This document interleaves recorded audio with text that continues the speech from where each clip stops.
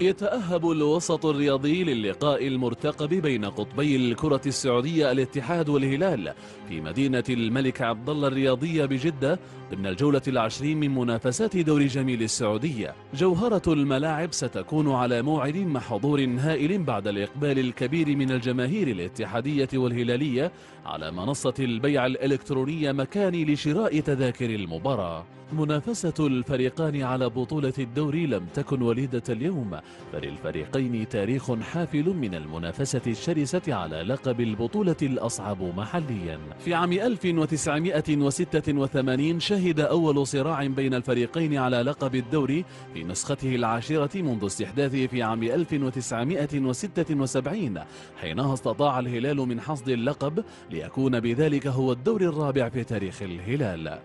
عندما حققنا بطولة الدوري لهذا العام لم تكن إلا ترجمة واقعية لمجهود بذله الجميع، لاعبين وجهاز فني والجماهير الهلالية ثم الإدارة. فالإدارة لم توجد أساسا إلا لتنال شرف خدمة هذا الكيان. في عام 1997 كان الموعد الثاني بين الفريقين للمنافسة مرة أخرى على لقب الدوري، لكن الاتحاد هذه المرة استطاع رد الدين وتغلب على الهلال بنتيجة 2-0 بجدة في أفضل مواسم الاتحاد عندما حقق الثلاثية. ويتسلم كأس خادم الحرمين الشريفين في هذه اللحظات السيد طلعت لامي والشباب الرياضي في المملكة العربية السعودية.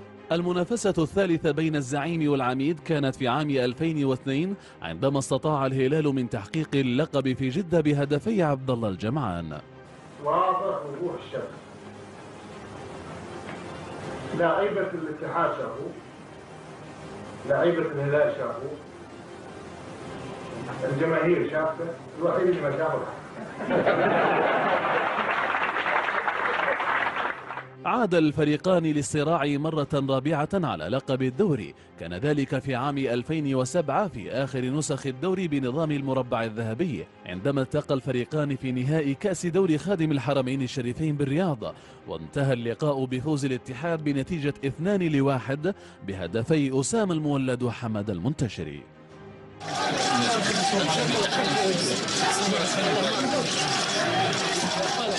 الموسم الذي يليه عاد الفريقان للمضي قدما تجاه لقب الدوري الذي تغير نظام الحسم فيه بالنقاط بدلا من المربع الذهبي، والتقي في آخر جولات الدوري على استاد الأمير عبد الله الفيصل بجدة، عندما حل الهلال ضيفا على الاتحاد ولم يكن لديه فرصة إلا الفوز فقط، واستطاع من كسب اللقاء بهدف وحيد جاء من المهاجم ياسر القحطاني. لفريدي وسع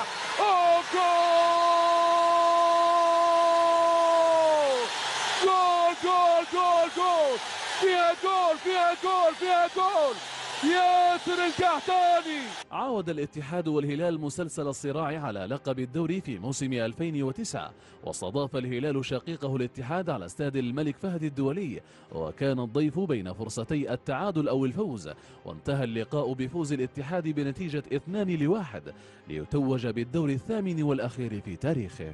موسم 2010 استطاع الهلال الحصول على لقب الدوري وحل الاتحاد ثانيا، ولكن هذا الموسم لم يشهد منافسة قوية، حيث أن الهلال استطاع أن يحسم اللقب قبل نهايته بعدة جولات.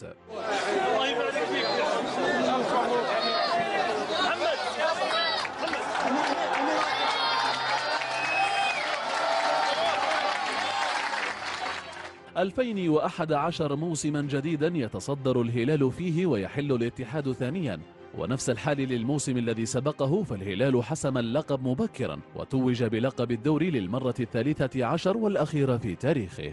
8 نسخ من الدوري السعودي جمعت الهلال والاتحاد في مركزي الأول والوصافة، استطاع الهلال أن يحل فيها متصدرا بواقع 5 مرات، فيما حل الاتحاد متصدرا في 3 منافسات دوري جمعت الفريقين. 13 لقبا دوريا للهلال يبحث في هذا الموسم للدور الرابع عشر، فهل منعطف الاتحاد سيقرب الزعيم من لقب الدوري الذي بات مطلبا من قبل جماهير وأنصار الهلال، أم أن الاتحاد سيجعل من مباراته مع الهلال خطوة تقربه من الدور التاسع في تاريخه؟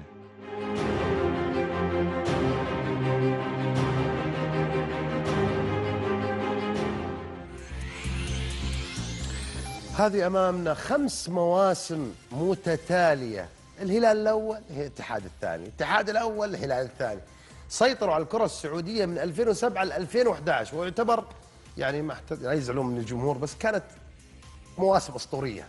يعني 5 6 مواسم صراحة كان الدوري فيها مولع، ولا زال مولع، بس يعني توليعة عن توليعة عشان لا أحد يزعل، بس المشكلة إن الجمهور حساس بعض الأحيان. 2009 هذه نتائج المباريات في الدوري رايح جاي ذهابا وإيابا. تعادلوا 2009 0-0، بعدين فاز الاتحاد 2-1. في 2010 فاز الاتحاد الهلال 5-0 في الرياض على الاتحاد ردها في جدة 2-1. في 2011 تعادلوا سلبا في جدة 0-0 وتعادلوا سلبا في الرياض. في 2012 تعادلوا 1-1 في الرياض، الهلال فاز على الاتحاد في جدة 2-0.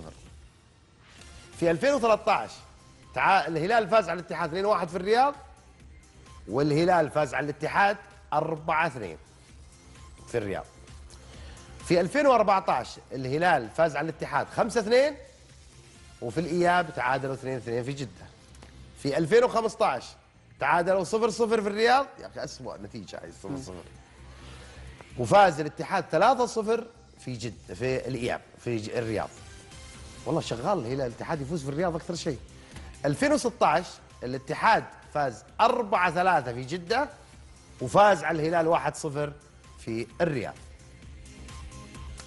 في هذا الموسم الحالي فاز الاتحاد 2-0 على الهلال في الرياض، يعني يمكن آخر 3 مباريات فاز فيها الاتحاد. المجموعة الآن 17 مباراة، فاز الاتحاد 5 مرات وفاز الهلال 6 مرات. سجل الاتحاد 19 هدف، سجل الهلال 29 هدف، وتعادلوا في 6 مباريات، وإن شاء الله ما تكون المباراة الجاية هي السابعة، إن شاء الله دائما فوز لأحد الفريقين. تعادل 0-0، هذه مباراة عقوبة. خلنا نروح الفاصل بس سريع ونرجع نكمل.